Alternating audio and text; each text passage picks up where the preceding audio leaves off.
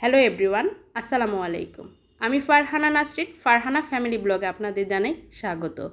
নানা রকম মিষ্টি খাবার তৈরি করতে গেলে আমাদের কনডেন্স মিল্ক বেশি প্রয়োজন হয়। বাসায় কিভাবে কনডেন্স মিল্ক তৈরি করবেন সেই রেসিপিটি তৈরি করে দেখাবো। চলুন তাহলে দেখে নিই কীভাবে কনডেন্স মিল্ক তৈরি করতে হয়। একটি পাত্রে আমি এখানে 1 লিটার লিকুইড গরুর দুধ নিয়ে নিলাম। এর মধ্যে 2 কাপ পরিমাণ চিনি দিয়ে দিলাম। এখন চুলাটা অন করে দিচ্ছি আর নেড়ে দুধের সাথে চিনিগুলোকে মিশিয়ে দিচ্ছি।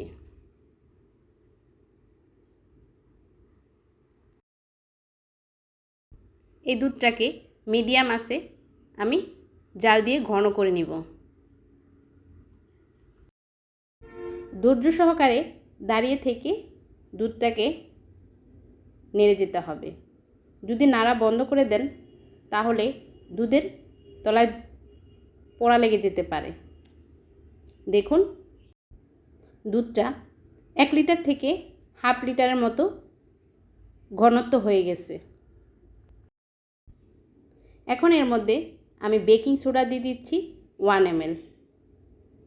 দেওয়ার সাথে সাথে ভালোভাবে নেড়ে দিতে হবে, কেননা বেকিং সোডা দেওয়ার সাথে সাথে ফেনা উঠে যায়, সেই জন্য ঘন ঘন নেড়ে দিতে হবে। দুধটাকে নাড়তে নাড়তে দেখবেন এক সময় ফেনাটা চলে যাবে।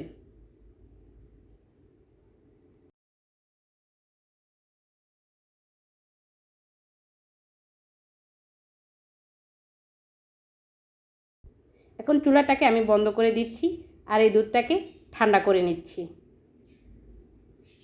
এর থেকে বেশি ঘন করতে যাবেন না। যদি বেশি ঘন করতে যান তাহলে ঠান্ডা হওয়ার পরে কনডেন্স মিল্ক একদম শক্ত হয়ে যায়। সেই জন্য আমি যেই রকমভাবে দেখাই দিলাম ঠিক সেইভাবে আপনারা তৈরি করে নেবেন।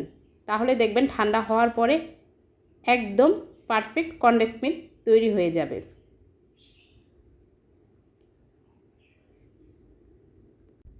দেখুন কনডেন্স মিল্ক ঠান্ডা হওয়ার পরে কীরকম ঘনত্ব হয়েছে। তৈরি হয়ে গেল একদম স্বাস্থ্যসম্মত উপায়ে কনডেন্স মিল্ক। আশা করছি আমার এই রেসিপিটি ফলো করে আপনারাও ঘরে একদম স্বাস্থ্যসম্মত উপায়ে কনডেন্স মিল্ক তৈরি করে নেবেন। দেখুন এখানে 1 লিটার দুধ থেকে আমি প্রায় 1.5 কাপের মতো কনডেন্সড মিল্ক তৈরি করে নিলাম।